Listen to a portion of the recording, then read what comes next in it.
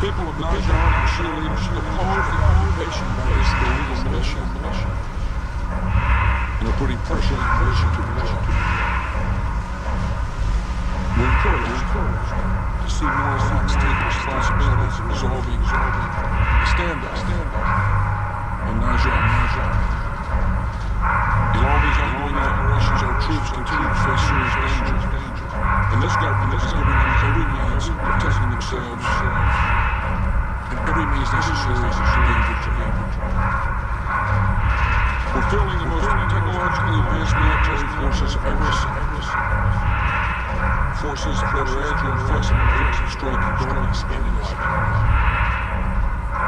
Supplying our forces in Iraq is a long-term responsibility. So I've asked Congress to provide an additional $25 billion for a contingency reserve that can be used for ongoing operations in Iraq. I have pledged, as has the Secretary of Defense, to give our troops everything that is necessary to complete their mission with the utmost safety. And I urge Congress to join me in confirming this important commitment. Our military men in the streets of Fallujah is performing with exceptional skill and courage. They and their families are making tremendous sacrifices for the security of the nation and for the freedom of the troops. And all the hardships and sacrifices are not behind us. Our nation is caring for the wounded, grieving for the lost, praying for families, and even children. We will always be the ones who die. And we will honor their sacrifice by completing the mission. Our second great commitment in Iraq is to transfer sovereignty to the Iraqi government as quickly as possible. Decades of oppression destroyed every free institution in Iraq, but not the desire to live in freedom. Like any the Iraqi people want their independence. The Iraqi people need to know that our coalition is fully committed to their independence. And we're fully committed to their national dignity. This is the reason the June 30th transfer of sovereignty is vital. The Iraqi people and men and women across the Middle East are watching closely, and they will see it now if they keep its word. The United Nations Special Envoy, Mr. Brahimi, is now back in Iraq, consulting with diverse groups of Iraqis. In the next few weeks, important decisions will be made on the makeup of the interim government. As of June 30th, Iraq's interim government will assume duties now performed by the coalition, such as providing water, electricity, and healthcare and education. A key strategic goal of our coalition is to help build a new Iraqi army and civil defense corps, police forces, facilities protection service, and a border guard capable of defending and securing the country. Major General David Trace, who commanded the 101st Airborne in Iraq, has returned to oversee the training and equipping of these all-Iraqi forces. Once constituted, they will protect the free Iraq from external aggression and internal subversion. Yet the vital mission of our military in helping to provide security will continue until July 1st and beyond. Having brought freedom to Iraq, America will make sure that freedom succeeds in Iraq. A nation will be proud to call a friend and partner in the pursuit of peace. Third, because America is committed to the equality and dignity of all people, there will be a full accounting for the cruel and disgraceful abuse of Iraq's detainees. Conduct that has come to light is an insult to the Iraqi people and an affront to the most basic standards of morality and decency. One basic difference between democracies and dictatorships is that free countries confront such abuses openly and directly. In January, shortly after reports of abuse became known to the military, an investigation was launched. Today, several formal investigations led by senior military officials are underway. Secretary Rumsfeld has appointed several former senior officials to review the investigations of these abuses.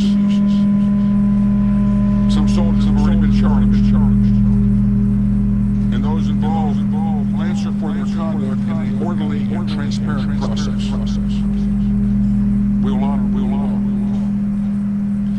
prison operations in Iraq will be thoroughly reviewed to make certain that such offenses are not repeated. Those responsible for these abuses have caused harm to those well beyond the walls of the prison. It has given some an excuse to question our cause and to cast doubt on our motives.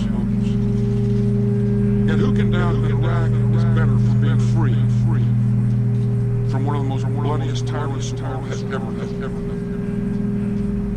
Millions of Iraqis are grateful for the chance they have been given to live in freedom. A chance made possible by the courage and sacrifice of the United States military. We have great respect for the people of Iraq and for all their peoples, respect for their culture, for the history, for the contribution they can make to the world. We believe that democracy will allow these gifts to flourish. That freedom is the answer to hopelessness and terror. That a free Iraq will lead the way to a new and better Middle East. And that a free Iraq, our country more secure. I understand the difficulty of the mission of our men and women in uniform. They're facing an enemy in sand and heat, blasting blasts, often unable to tell friend from foe. I know how painful it is to see a small number dishonor the honorable cause in which so many are sacrificing. What took place in prison does not the character of the more than 200,000 military personnel who have served in Iraq since the beginning of Operation Freedom. All Americans know the business and the character of the United States Armed Forces. No military history of the world has fought so hard, so often for the freedom of others. Today our soldiers and sailors, Germans and Marines are keeping terrorists across the world. They're helping the people of Afghanistan and Iraq and democratic societies. They're defending America with unselfish courage. And these achievements have brought pride and credit to this nation. I want men and women in uniform to know that America is proud. That I'm honored to be your commander-in-chief. Thank you. President Bush spoken there live. He began his speech with words of support, strong words of support for Defense Secretary Donald Rumsfeld, saying that the nation owes a debt of gratitude to the Defense Secretary, who Bush says is doing a superb job leading this nation into the war against terror. He also mentioned briefly the Iraqi prisoner abuse scandal. He said it's an affront to morality and decency, and several investigations are now underway. He also gave an update on the war in Iraq and committed the country's commitment for the June 30th transfer of power. We'll, of course, have much more on this coming up at noon. It is now 9:07, and now the extended version of Mornings on 2. We now join.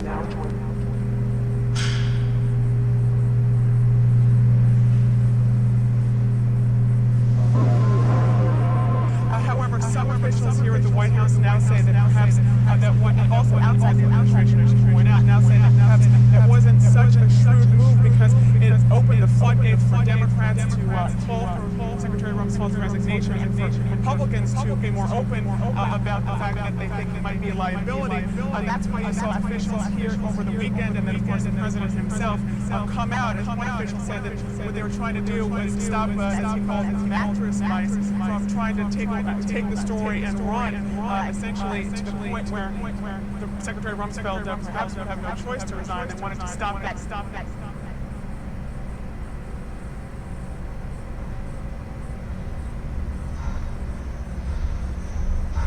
Jessica, Harry. The beheading of Nick Murphy may prove to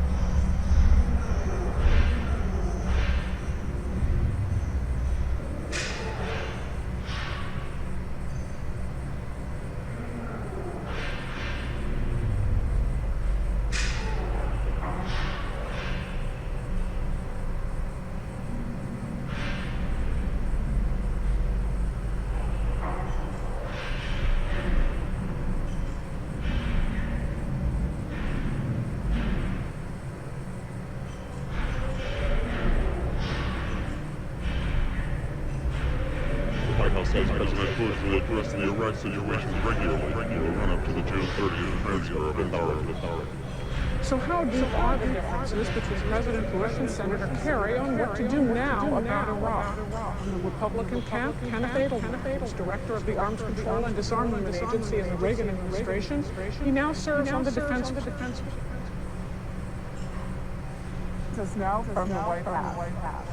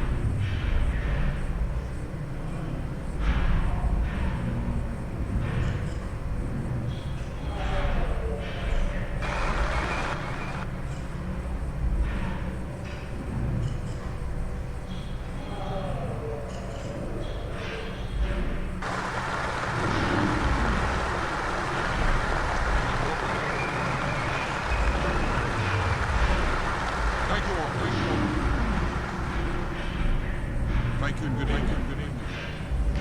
I'm honored to visit the Army War College. Generations of officers have come here to study the strategies and history of warfare. I've come here tonight to report to all Americans and to the Iraqi people on the strategy our nation is pursuing in Iraq and the specific steps we're taking to achieve our goals.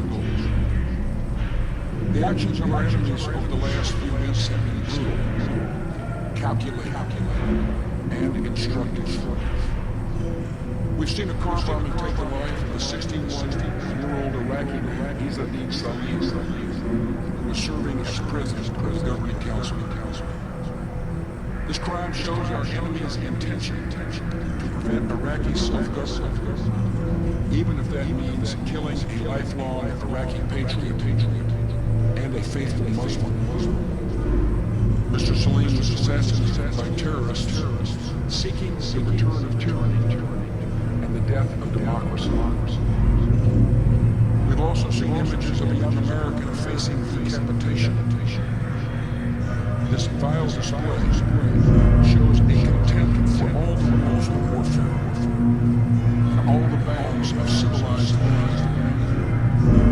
It reveals a fanaticism that was not caused by any actual laws and would not be appeased by any concessions. We suspect this man with the knife was an Al-Qaeda associate who is uncovered.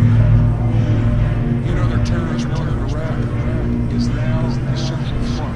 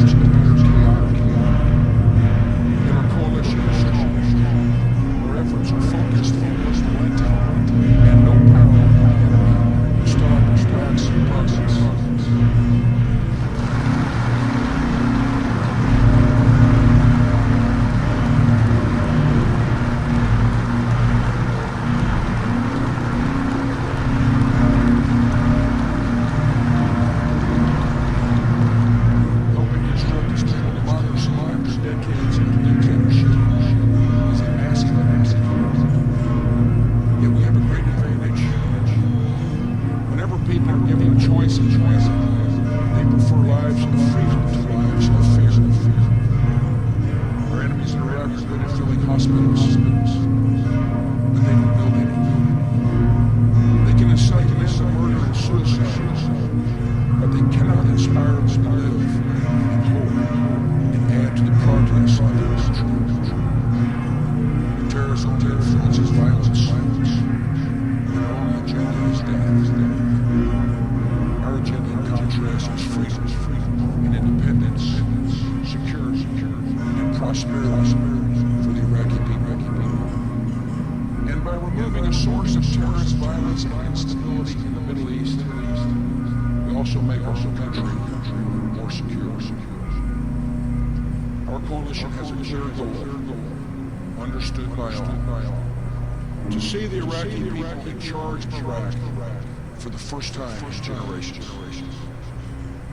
America's task is not only to defeat an enemy, it is to give strength to a friend. A free, representative government that serves its people and fights on their behalf. And the sooner this goal is achieved, the sooner our job will be done. There are 5 steps in our plan to help Iraq achieve democracy and freedom. We will hand over authority to a sovereign Iraqi government, help establish security, continue rebuilding Iraq's infrastructure, encourage more international support, and move toward a national election that will bring forward new leaders empowered by the Iraqi people. The first of these steps will occur next month, when our coalition will transfer full sovereignty to a government of Iraqi citizens who will prepare the way for national elections. On June 30th, the Coalition Provisional Authority will cease to exist and will not be replaced. The occupation will end, and Iraqis will govern their own affairs. America's ambassador to Iraq, John Negroponte, will present his credentials to the new president of Iraq. Our embassy in Baghdad will have the same purpose as any other American embassy, to assure good relations with a sovereign nation. America and other countries will continue to provide technical experts to help Iraq's ministries of government. But these ministries will report to Iraq's new prime minister. The United Nations Special Envoy Lakhdar Brahimi is now consulting with a broad spectrum of Iraqis to determine the composition of this interim government. The Special Envoy intends to put forward the names of interim government officials this week. In addition to a president, 2 vice presidents, and a prime minister, 26 Iraqi ministers will oversee government departments from health to justice to defense. This new government will be advised by a national council, which will be chosen in July by Iraqis representing their country's diversity. This interim government will exercise full sovereignty until national elections are held. America fully supports Mr. Brahimi's efforts, and I have instructed the Coalition of Provisional Authority to assist him in every way possible. In preparation for sovereignty, many functions of government have already been transferred. 12 government ministries are currently under the direct control of Iraqis. The Ministry of Education, for example, is out of the propaganda business and is now concerned with educating Iraqi children. Under the direction of Dr. Aladan Al-Alwa, the ministry has trained more than 30,000 teachers and supervisors for the schools of the new Iraq. All along, some have questioned whether the Iraqi people are ready for self-government or want it. And all along, the Iraqi people have given their answers. In settings where Iraqis have met to discuss their country's future, they have endorsed representative government. And they are practicing representative government. Many of Iraq's cities and towns now have elected town councils and city governments. And beyond the violence, civil society is emerging. In June 30th transfer of sovereignty is an essential commitment of our strategy. Iraqis are proud people who resent foreign control of their affairs, just as we would. After decades under the tyrant, they're also reluctant to trust authority. By keeping our promise on June 30th, the coalition will demonstrate that we have no interest in occupation.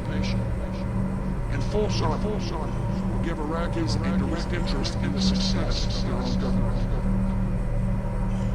Iraqis will know that when they build a school or repair a bridge, they're not working for the coalition provisional authority. They're working for themselves. And when they patrol the streets of Baghdad or engage radical militias, they will be fighting for their country. Second step for Iraqi democracy is to help establish the stability and security that democracy requires. Coalition forces and the Iraqi people have the same enemies: the terrorists, illegal militia, and Saddam loyalists, who stand between the Iraqi people and their future as a free nation. Working as allies, we will defend Iraq and defeat these enemies. America will provide forces and support necessary for achieving these goals. Our commanders had estimated that a troop level below 115,000 would be sufficient at this point in the conflict. Given the recent increase in violence, we'll maintain our troop level at the current 138,000 as long as necessary. This has required extended duty for the 1st Armored Division and the 2nd West Cavalry Regiment. 20,000 men and women were scheduled to leave Iraq in April. Our nation appreciates their shields and sacrifices, and they can know they will be heading overseas.